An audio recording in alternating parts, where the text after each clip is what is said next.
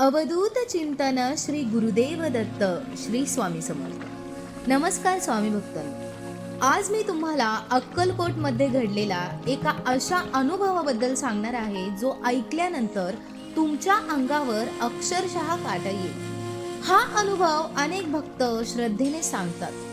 ही कथा शेवटपर्यंत नक्की ऐका, कारण शेवटच्या काही क्षणात घडलेली घटना तुमच्या अंगावर काटा आणू शकते आणि कदाचित या कथेतून तुम्हालाही स्वामी समर्थांचा एक महत्त्वाचा संदेश मिळेल आणि स्वामींवरची तुमची भक्ती अजून वाढेल। अक्कलकोटला दरवर्षी लाखो भक्त जातात, पण त्यापैकी काही भक्त असे सांगतात की आजही स्वामी समर्थ त्यांच्या अस्तित्वाची जाणीव सर्व स्वामी भक्तांना करून देतात।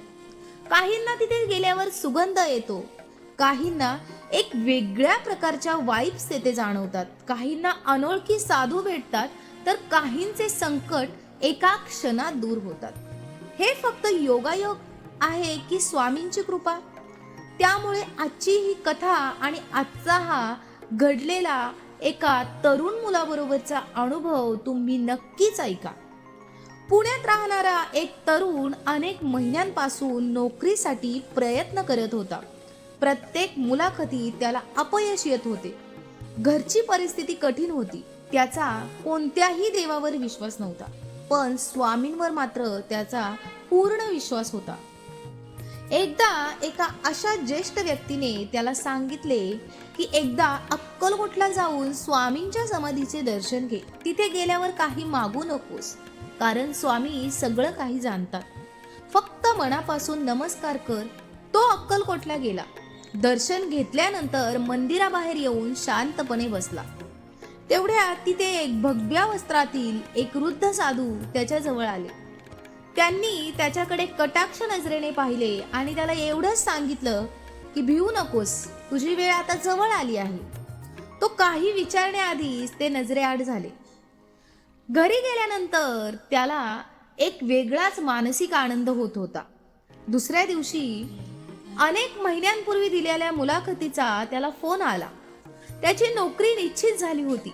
नंतर तो पुन्हा अक्कलकोटला स्वामींचे आभार मानण्यासाठी गेला आणि त्या साधूचा असा शोध घेत राहिला। अनेकांना विचारले, पण तशा वर्णनाचे कोणीही मंदिरात असल्याचे किंवा मंदिराच्या आसपास असल्याचे सांगितले नाही। अशा प्रकारचे अनुभव अनेक भक्त श्रद्धेने सांगतात।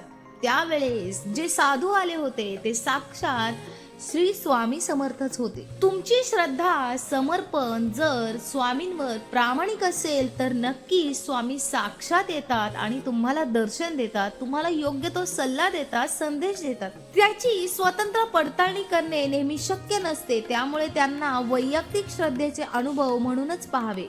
मात्र स्वामी समर्थांचा मुख्य संदेश चमत्कार नव्हे तर श्रद्धा, धैर्य आणि सदाचार हा आहे। मित्रांनो, अशा अनुभवांकडे प्रत्येक जण वेगवेगळ्या दृष्टीने पाहू शकतो, पण एक गोष्ट नक्की, स्वामी समर्थांनी नेहमी श्रद्धा, धैर्य आणि सत्कर्म यावर भर दिला आहे। जर तुम्हीही अक्कलकोटला गेला असाल किंवा तुम्हाला तुमच्या कुटुंबातील कोणाला जरी स्वामी समर्थांशी संबंधित एखादा चांगला अनुभव आला असेल तर तो कमेंटमध्ये नक्की लिहा। तुमचा अनुभव आपण नक्कीच सगळ्या स्वामी भक्तापर्यंत पोहोचू। कदाचित त्या अनुभवामुळे दुसऱ्या भक्तांना आशा आणि धैर्य मिळेल। व्हिडिओ आवडला असल्यास लाईक करा, शेअर करा आणि अशा श्रद्धामय कथा ऐकण्यासाठी सुप्रिया वाइब्स या चॅनलला नक्की सबस्क्राईब करा। शेवटी एकच, भिवू नकोस, मी तुझ्या पाठीशी आहे। श्री स्वामी समर्थ। जय जय स्वामी समर्थ। धन्यवाद।